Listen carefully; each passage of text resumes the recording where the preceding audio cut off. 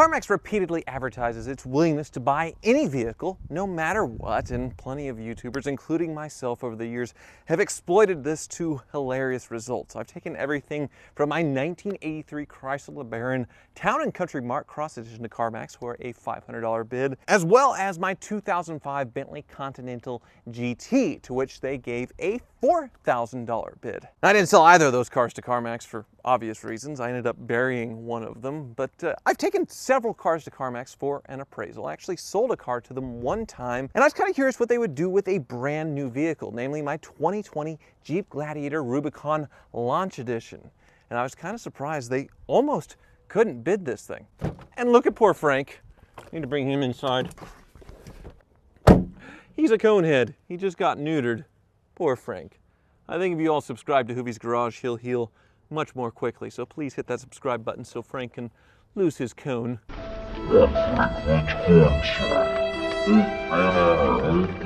Poor Frank, but back to the Gladiator. Of course, I had no intention of selling my Gladiator to Carmax unless they were going to offer way above what I paid for it. But even if they did that, it would be tough to replace a Launch Edition because this is a one-day special order deal to get one of these. And currently they're selling for way over MSRP in some cases. The most expensive one currently listed on AutoTrader is over $80,000, and there are a handful advertised for over $70,000. That's a lot of money considering the original MSRP of this Gladiator Rubicon is $62,310.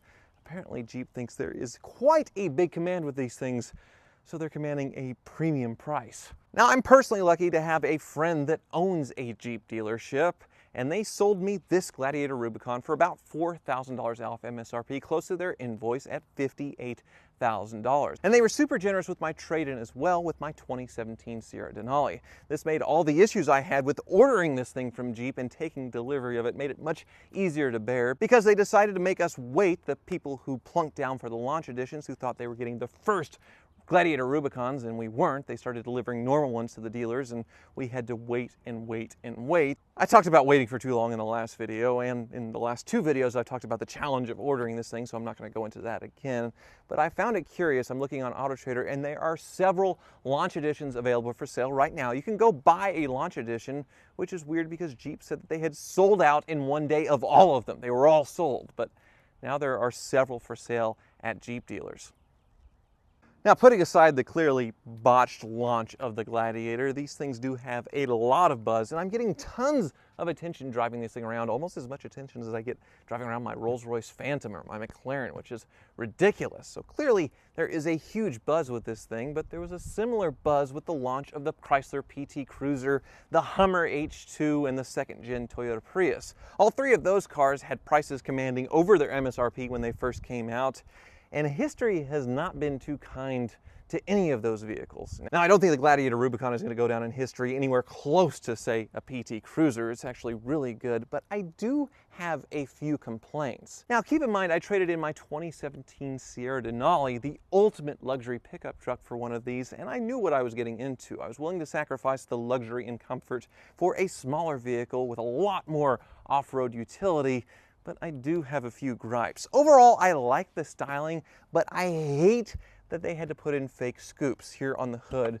They're totally fake. Underneath is just insulation. These do nothing. Same with the fake cowling, but that didn't stop me from buying it, and it hasn't stopped anyone from buying cars with fake scoops for decades, over 50, 60 years now, so I guess I can live with it. The main reason I was willing to give up all the luxury and comfort of the Denali, as well as all the power and towing capacity, is primarily because of the roof, which I have on right now because I'm going to take it to Carmax for an appraisal. Otherwise, this roof would be off right now, and I would have a convertible pickup truck. In my twisted head, this is totally worth giving up so much just to have a convertible pickup truck because it is so cool. But the biggest regret I have with not test driving this Gladiator before buying it has to do with the seats and the roof. The seats are really stiff and uncomfortable, and they don't give me nearly enough leg support for my long legs. They just don't tilt back enough or go out far enough, and it's not cushy enough to where I can sink in and get that thigh support that I need. So in order to fix this, I could move the seat further back, but then I'm stuck with my head into the roll bar. I cannot sit up straight because my head is now into the roll bar, so I have to compromise move forward a little bit and have a pretty uncomfortable seating position. This is my biggest regret with this thing. And it's weird because I'm not that tall. I'm 6'2", and Doug DeMuro's like 6'3" or 6'4", depending on his mood. And he definitely wouldn't be able to fit in this thing that comfortably. It's weird they didn't build the Jeep for tall people, because I'm actually more comfortable in my 1990 Mazda Miata with a top up than I am in this thing. Doesn't make any sense.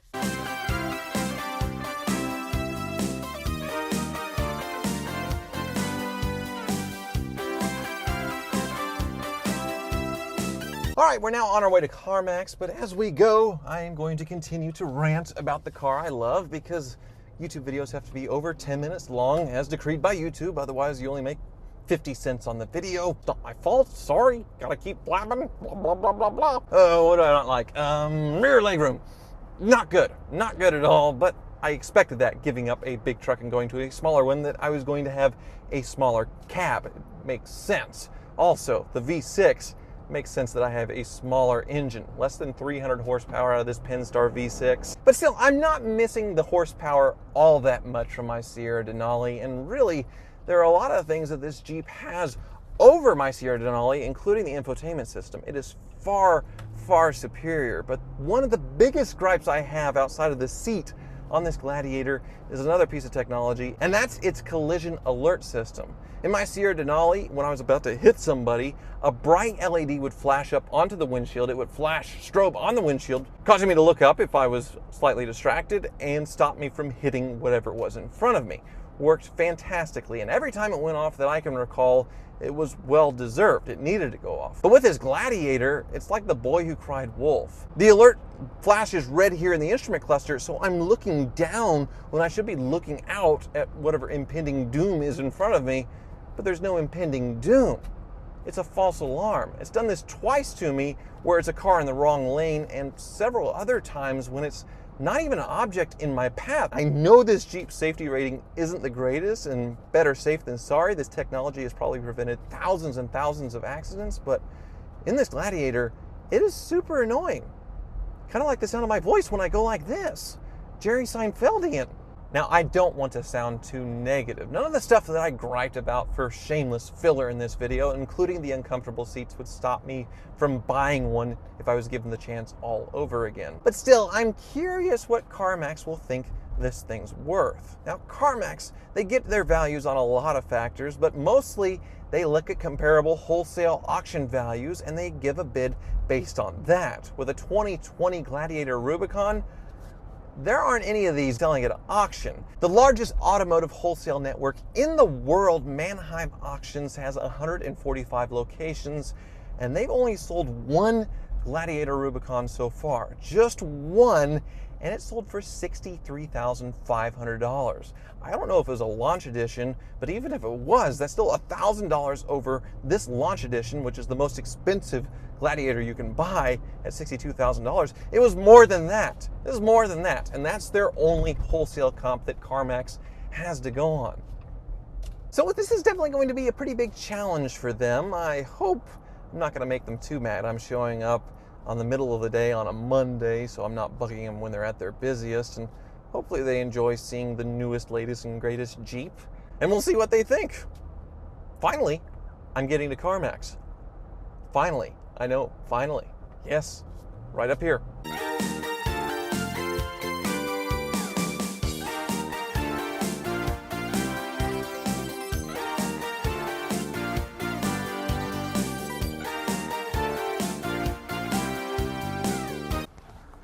All right, I am back with Carmax's appraisal offer right here. They almost couldn't do it because this car has no history. Part of their bidding process is going through and checking the auto check and the Carfax, making sure the history is there. And this thing has no history whatsoever. Nothing. No entries for an oil change because it's brand new, 850 miles. It hasn't been registered yet. Nothing. So they had to make sure that they could actually give a bid for a car that has zero history report, good or bad whatsoever. It took a little while to get that cleared.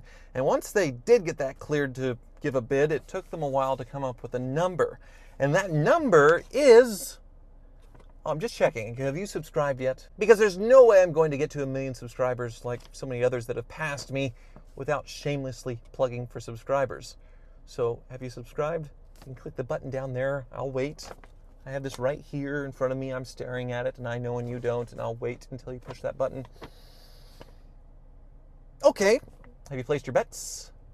I was expecting 55, 56, and it came in at $53,000, or about $5,000 off of invoice, what I paid for it, or $9,000 off its original MSRP. Ouch. But really, that's not that bad. I've taken much bigger losses with Hoovies, like that Bentley and so many others, countless others, so it's really not that insulting. But still, I checked with my dealer friend, the one who sold me this Jeep, and told him what I was doing. I was going to Carmax for a bid, and he said if I was serious about selling it, he would buy this Jeep back, even though it has 850 miles on it now, for what I paid for it, because he thinks he could sell it for MSRP or a little bit more. So there you go. I could sell this thing right now for what I paid for it, or I could sell it to Carmax for a $5,000 loss, but I'm going to have to politely decline both of those because I'm not done enjoying this Jeep yet, not even close. I just got it. I didn't got my first sunburn yet from the roof coming off, let alone gone on any adventures. So I'm going to hang on to it. Plus, it should hold its value really well, considering Wranglers hold their value stupid well, and pickup trucks as well. So it's like the perfect storm. If I hang on to this thing for a few years, I doubt that I'm going to lose that much money. We'll see. So that's it. Hopefully this was a little educational for you, and thank you for watching.